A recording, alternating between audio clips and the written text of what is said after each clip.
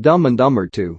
For 20 years, Harry Dunn, Jeff Daniels, has been going to the Baldy View Mental Hospital to visit his best friend Lloyd Christmas, Jim Carrey. He's been committed ever since his doomed romance with Mary Swanson, aka Samsonite.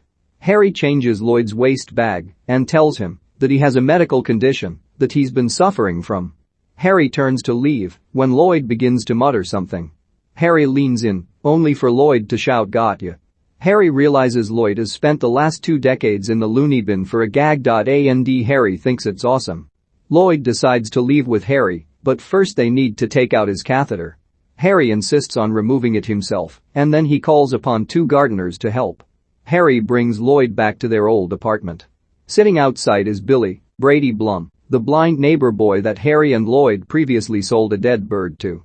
Billy is surrounded by a variety of pet birds, and he knows the guys are near him as they try to feed his birds candy.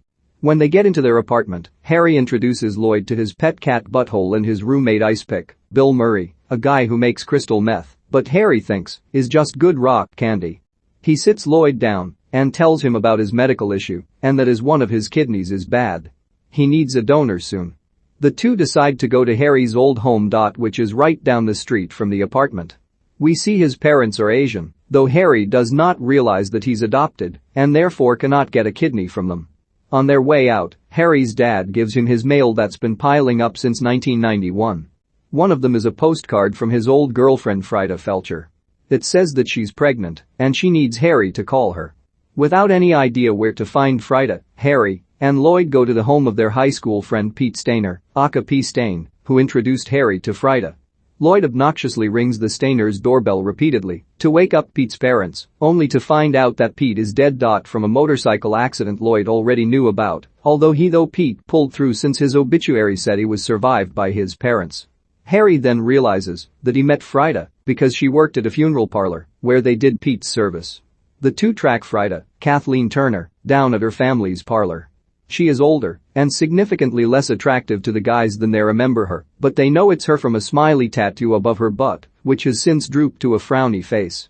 Frida admits that she had a daughter named Fanny that she gave up for adoption. She immediately regretted it, but it was too late for her to change her mind. She wrote her a letter, only for it to be sent back, and noted to never contact her again. With no way to find the girl, Lloyd declares this a lost cause until Frida shows him and Harry a picture of the girl that she found online. She's really pretty, and Lloyd instantly falls for her and decides they can definitely track her down. The guys take a hearse from the parlor and drive to Rhode Island to find Harry's daughter. Only to be led to Frida's home because they followed the return address on the letter and not the address that Frida mailed it to. They stay in a hotel for the night before going off the next day. Harry then realizes that he doesn't have anyone to feed Butthole with Icepick not being home, but Lloyd says he took care of it by leaving the cat with Billy in his apartment with his entire collection of birds.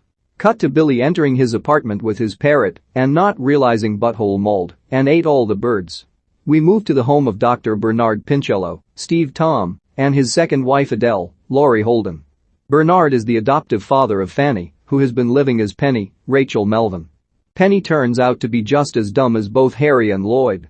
She is going off to a Ken convention in El Paso, Texas, to give a speech on her father's life work, and he gives her a package to be given to one of the doctors at the convention. Penny ends up forgetting the package, along with her phone. Adele is secretly trying to poison Bernard with the help of her lover and the family's housekeeper Travis, Rob Riggle. She starts to suck on Travis's toes when the doorbell rings repeatedly. It's Harry and Lloyd. They inform the Pincellos of their situation.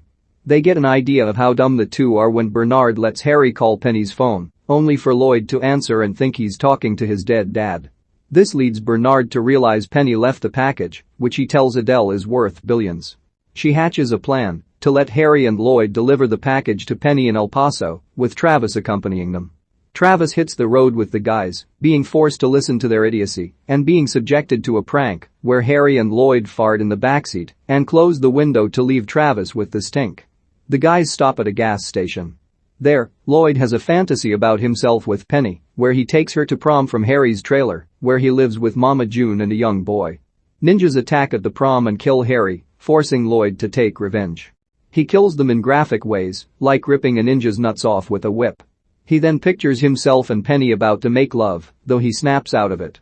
Travis then comes out of the convenience store to make a truce with the guys and play a game called Funnel Nuts. He tells the guys to stick funnels in their pants and try to get a peanut in there. He then pours slushies down their pants. The guys get back at Travis in his motel room by setting off a dangerous amount of fireworks, which burn Travis badly and make him jump in the pool. Travis calls Adele and begs her to let him kill them. She agrees as long as he makes it look like Harry and Lloyd never met them. The three hit the road again, with Travis taking out his gun to kill the guys. He sets off a firecracker in the car that deafens Harry and Lloyd briefly. They stop the hearse in the middle of the road. Travis seizes the opportunity to shoot them, only to not realize that he is sitting on train tracks just as a freight train plows into him and the hearse, which Harry and Lloyd don't hear or see. They assume that Travis took off without them. The guys stumble upon a nursing home to get a hearing aid for Harry by pretending to be the grandson of an old woman. They go into her room. She tricks Lloyd into putting his hand up her vagina to find diamonds. She hands them the hearing aids because he earned them.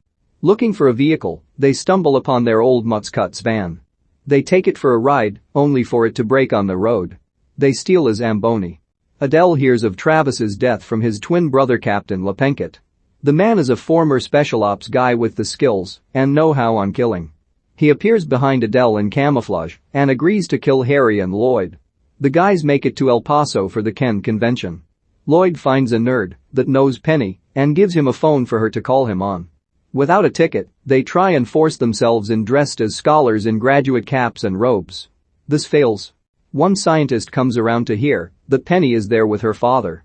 He mistakes Harry for Bernard and invites him and Lloyd to join them for a seminar. They interrupt a man's presentation on dark matter by making armpit farting noises, leading the man, who also thinks Harry is Bernard, to admit his information is lacking, and he runs off crying. Harry and Lloyd then get into an argument when Harry realizes that Lloyd wants to get with Penny. Harry says that, as her dad, he thinks she can do better. This hurts Lloyd's feelings and he leaves.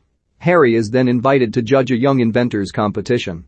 While Harry judges the event by mocking the students' inventions or grossing them out, one invention that shows into Harry's mind reveals a gross memory where he puts peanut butter on his balls to let a dog lick him there. Lloyd gets a call from Penny.